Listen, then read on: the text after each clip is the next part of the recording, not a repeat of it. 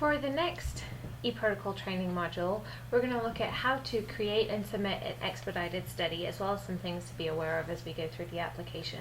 Now, as we previously saw with submitting an exempt study, you're going to log in and you're just going to click on the Create Protocol button.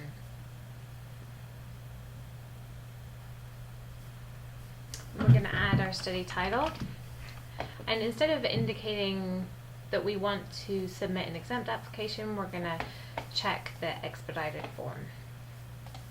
And again, this is going to pull up some of our information, and then we just click on the Create button, which is either at the bottom or at the top up here.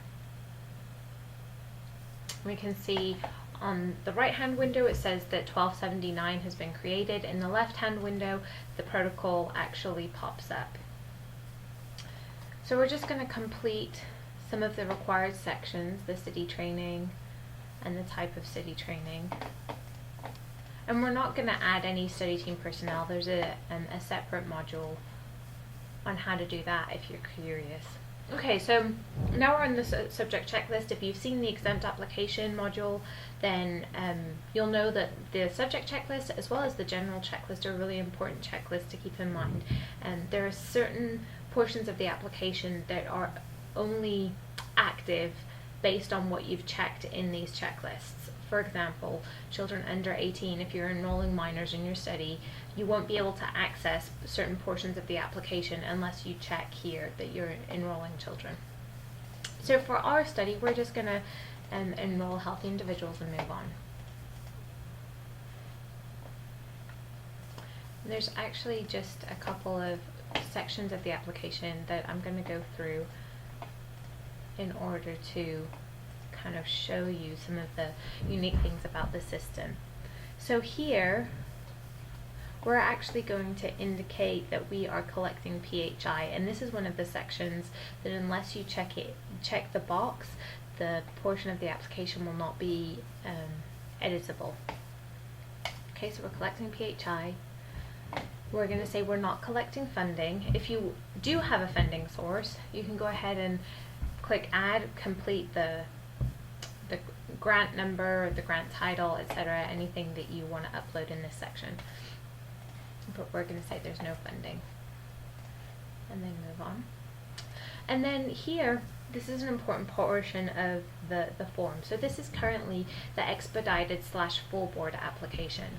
Now, if you're submitting an expedited study, then you'll go ahead and pick one of the expedited categories that you think the research falls into.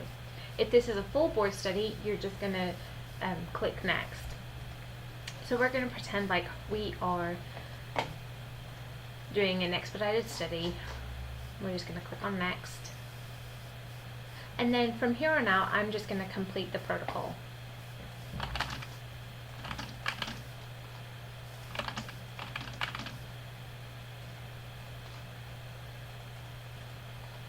You'll see it's pretty easy. You just kind of leaf through the pages and complete the sections as they pop up. So you'll see this section, this is one of those sections, the drugs and device section.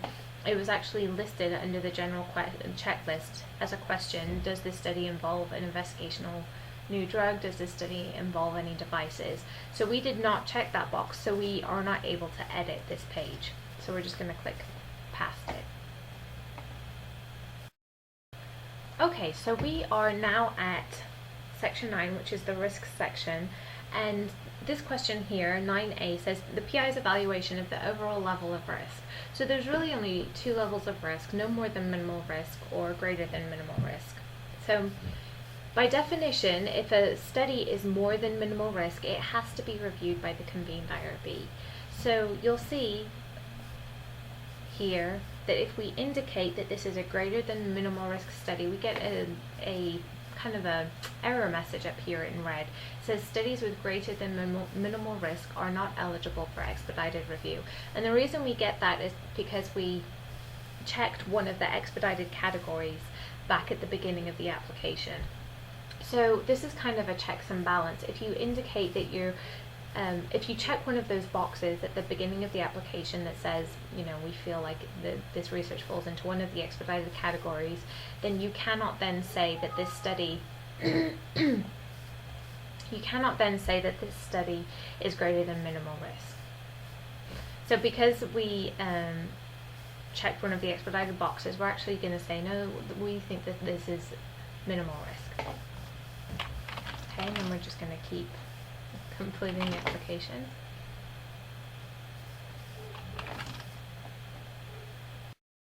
Okay, so you'll see on this page, we're sort of nearing the end of the application right now. You'll see on the left-hand navigation bar that we're under the obligation section. This is for the PI, and this basically is the PI indicating that they will take responsibility for the conduct of the study. And this must be checked before the study can be submitted. Okay, so we have indicated that we will take responsibility for the conduct of the study and the ethical treatment of human subjects, and then we're going to click on the check for completeness button. Let me just show you again what that is. So on this left-hand navigation, you'll see that it's underneath the obligation section. Click on check for completeness. There's going to be a pop-up that comes up, and I purposefully left some of the questions blank so you could see this feature. So this check for completeness shows you which portions of the application you have left blank. So for example, the study procedures, if you click on that link, it's going to take you to the study procedures, which is section 1. Where did we leave it blank? Oh, and the very last question here was left blank. Okay, so if we click on check for completeness again, you'll see that there's still a couple of areas that we need to address. So one is the recruitment process, question 8. If we go there, okay, 8A was left blank. And again, the last section that we're going to have to revise is the informed consent section, which is section 13. Okay, you'll see this is a little bit different from our current application. Regardless of what consenting procedures you are planning on using, whether it be a consent form, an information sheet, whether you want to request a waiver of informed consent or a waiver of documentation of consent, you have to click on this add button. When you click on the add button, you'll see that you can choose basically the consent type. You can either upload a consent form, or you can choose an alteration or a waiver of either documentation or of informed consent. So let's say that we are just going to upload a consent form. We would title it, and then we would indicate that it's an attachment. We would browse for our attachment, and we would, let's just go ahead, these are minutes, but let's pretend that's our consent form. And then it's going to ask you some questions about your consenting procedures. So you have to complete these. Okay. And then you're going to click on save. And that's going to save your consent form. Now let's say that you had multiple different types of consenting procedures. Let's say that you were going to request a waiver of informed consent to review subjects' medical records prior to them being enrolled in the study, and then once they agree to participate in the study, then let's say that you're going to consent them. So to add a waiver, you're just going to click add again, and that will this will basically allow you to add multiple different types of consenting procedures. You can see that you can request a waiver, and then the waiver of consent regulations are going to pop up, and you'll have to answer yes or no and then complete those sections. And then you click on save, and that would be listed underneath the informed consent form. Okay, so I think this section is now completed. Let's check one last time for the check for completeness. It says that the IRB application form is complete.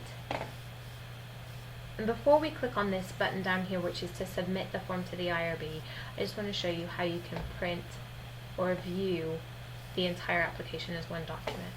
If you click on the print view, which is over here on the left hand side, you'll get this kind of pop-up box really that will have you basically choose which portions of the application that you'd like to view or like to print. So you can actually choose whether you print the entire thing or whether you print just certain sections of it. So we're just going to say protocol only and without comments. And it's going to create it as a PDF, which you'll see actually looks quite a bit like our current application. Okay, so in order to submit this, you're just going to click on this button on the left-hand navigation, Submit Form, and there's going to be a pop-up box that comes up. It says, do you want to submit the IRB Protocol 1279? You just click on yes. And then it disappears from the left-hand screen. The right-hand screen is refreshed, and it says, thank you for submitting the Protocol 1279. And you'll see down here, which is your Protocols in Preparation section of your workspace, that Protocol 1279 is now submitted to the IRB. Now if you click on this, you can access the protocol in view mode only. And that's because once you've submitted it to the IRB, then the protocol is locked for further editing. So let's say that you submitted the study and then you realize, oh, I forgot I need to add something. Then you actually have to contact our office and request that we send the protocol back to you for further editing. And that's how you create and submit an expedited study.